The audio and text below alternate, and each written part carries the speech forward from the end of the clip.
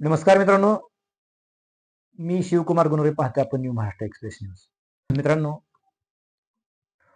माळशिरस तालुक्यामध्ये, सोलापूर जिल्ह्यातल्या माळशिरस तालुक्यात अकलूज पोलीस स्टेशनच्या हद्दीत चौंडेश्वरवाडी येथे एक अजब घटना घडली.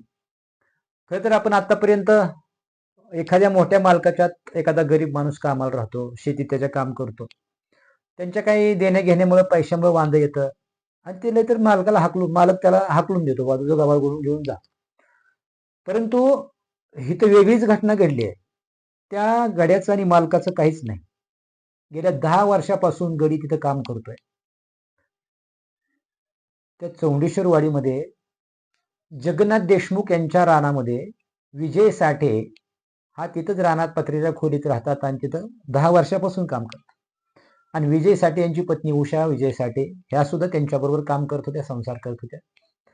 आणि असं अचानक काय घडलं, विजय साठे हे नेहमी सकाळच्या पारी उठल्यानंतर त्या मालकाच्या शेतीमध्ये काम करत होते. डाळिंबाच्या झाडाला कुठं काही औषध मारत होते. रोजच्या सारखंच सर्वसामान्यासारखं चाललं होतं. परंतु ती औषध मारत असताना अचानकच पिस्तूलच्या गोळीचा आवाज आला आणि विजय साठे यांना पत्नीच्या ओरडण्याचा आवाज आला. आवाज आल्याच्या आवाजाच्या दिशेने ही सारी लोक पळाली. गेलं तर विजय साठे यांची पत्नी उषा विजय साठे ह्या रक्ताच्या थारोळ्यात पडल्या होत्या. त्यांच्या डोक्यातून आणि हातातून रक्तस्राव होत होता. आणि तिथं मालकाचा थोरला मुलगा जगन्नाथ देशमुख यांचा सचिन देशमुख हा मुलगा तिथं हातात पिस्तूल घेऊन उभा होता. त्या उषा विजय साठे यांचे पती विजय साठे यांनी त्या आपल्या पडलेल्या पत्नीच्या डोक्याला साडी गुंडाळायचा प्रयत्न केला, रक्तस्राव होतोय म्हणून. आणि त्या मालकाच्या मुलाला सांगितलं, भैया तुम्ही असं का केलं?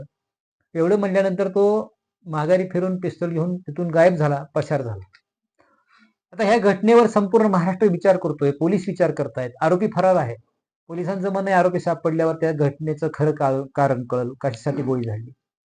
परंतु लोकांना प्रश्न असा पडलाय की त्या गड्यावर गोळी झाडली असती तरी काय वाटलं नसतं, की बाबा लोकांना प्रश्न पडणार असेल त्यांचा काय देण्याघेण्याचा व्यवहाराचा वाद असेल. परंतु शिवाय त्या विजय साठेचं स्टेटमेंट काय बघा मीडियाला, ते सांगतोय मला काहीच माहित नाही. म्हणजे त्याच्या आधी भांडण वगैरे आमचं काही नव्हतं, मालकावर माझं काही नव्हतं, माझ्या पत्नीचं काय भांडण, काय मला काय झालं काय माहिती नाही, असं ते सांगतात.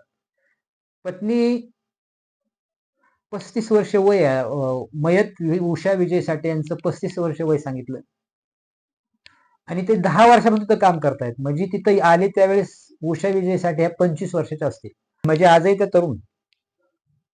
एक वेगळी शंका येते, परंतु तपासाशिवाय ते बोलता येत नाही. काय कारण असावं नेमकं? आणि ह्या मालकाच्या मुलानं त्या महिलेवर गोळीबार करावा आणि डायरेक्ट डोक्यात गोळी झाडून तिची हत्या करावी. पिस्तूल रोखलं असावं, तिनं हात आडवा लावला आणि हात आडवा लावून ते गोळी झाडल्यानंतर हातात मग गोळी घुसली आणि डोक्यात शिरली. आणि ती उषा विजयसाठी मरण पावल्या. ह्या आपल्याकडे शेतीत काम करणाऱ्या गड्याच्या पत्नीला गोळी घालून मारावं लागलं किंवा मारावं वाटलं, एवढा राग त्याला कशासाठी आला असावा? शिवाय पत्नी, त्यांचे मिस्टर, मयताचे मिस्टर सांगतात की आमचं काही झालं नव्हतं, मला त्यांचं काय झालं ते काही माहिती नाही, मला फक्त गोळी झाल्याचा आवाज आला. ते सांगतात मी पळत गेलो, तिथं पडलेल्या साडीने मी तिचं डोकं बांधलं आणि तिथं उभा असलेल्या सचिन देशमुखला सांगितलं, भैया तुम्ही असं का केलं?